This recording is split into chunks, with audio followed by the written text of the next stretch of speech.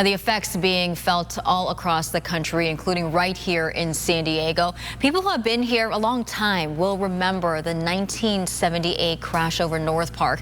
That's when Pacific Southwest Airlines Flight 182 crashed with a Cessna, killing 144 people. ABC 10's reporter Danny Miskell is at that memorial right now in North Park. And Danny, this 1978 crash, it played a pivotal role in developing new technology that helps pilots avoid crashes.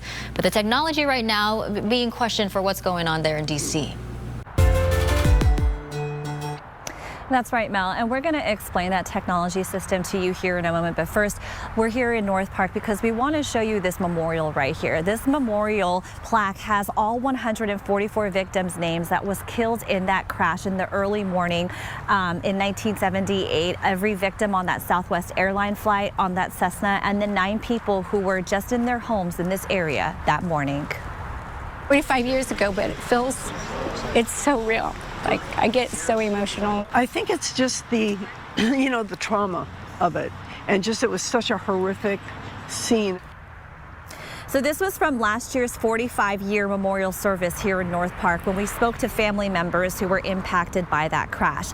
So like you said, Mel, new technology was installed in every passenger plane that flies today that followed that crash. And the San Diego History Center says that crash and others similar to it led to the improvements and the creation of a system commercial airplanes use called Traffic Collision Avoidance System, or TCAS.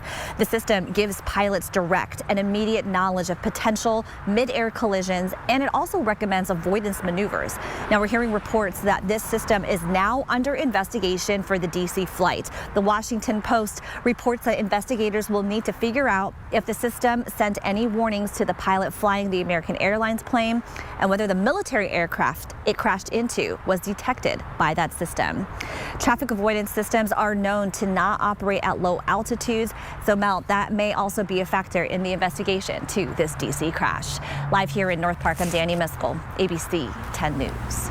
Danny, thank you, and we are praying for all the families affected. Now, coming up in about 30 minutes, Scripps News Deputy Political Director Joe St. George is joining us live from near the scene of the rescue operations there in D.C.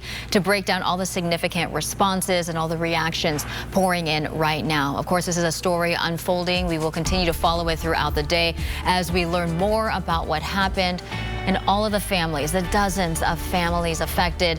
We will be updating 10news.com and also our app to make sure that you stay informed.